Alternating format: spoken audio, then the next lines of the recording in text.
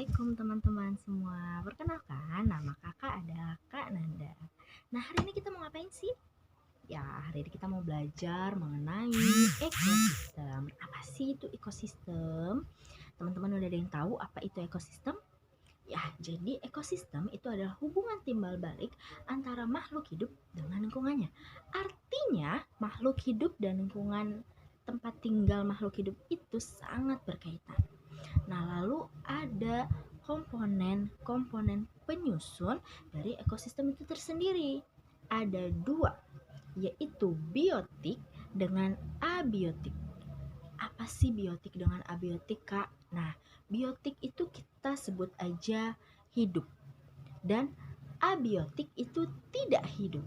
Nah, gampang kan teman-teman? Jadi bedainnya ada dua komponen penyusun ekosistem. Yang pertama hidup, yang kedua tidak hidup. Ya, atau kita sebut biotik dengan abiotik. Nah, yang biotik itu pun ada penyusunnya lagi teman-teman, ada komponen penyusunnya lagi. Ada tiga, yaitu autotrof, heterotrof, dan decomposer. Simpelnya, autotrof itu biasa kita sebut produsen. Heterotrof biasa kita sebut konsumen. Dan decomposer adalah biasa kita sebut pengurai. Nah, apa sih itu produsen? Teman-teman tahu produsen itu biasa kita sebut dengan menghasilkan, yang menghasilkan. Artinya, autotrof ini itu dapat menghasilkan makanannya sendiri untuk makhluk hidup lainnya. Contohnya apa? Tumbuhan, betul. Jadi tumbuhan ini bisa menghasilkan makanan sendiri bahkan untuk makhluk hidup lainnya.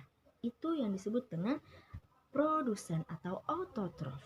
Yang kedua adalah heterotrof atau konsumen. Teman-teman tahu nih apa nih artinya konsumen, ya kan?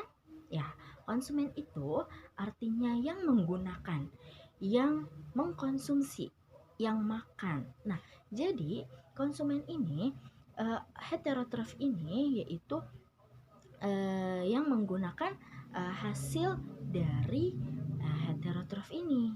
Contohnya apa? Manusia, hewan, ya kan? Jadi tumbuhan menghasilkan, lalu manusia dan hewan yang mengkonsumsinya.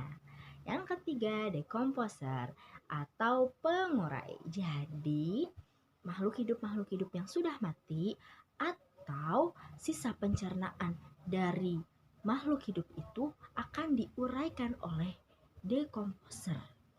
Ya, contohnya jamur, bakteri, cacing. Nah, itu yang akan menguraikan makhluk hidup yang sudah mati atau sisa pencernaan dari makhluk hidup itu sendiri. Nah, terus komponen penyusun yang kedua adalah abiotik atau yang kita sebut tadi apa? Tidak hidup. Nah, ada apa aja teman-teman?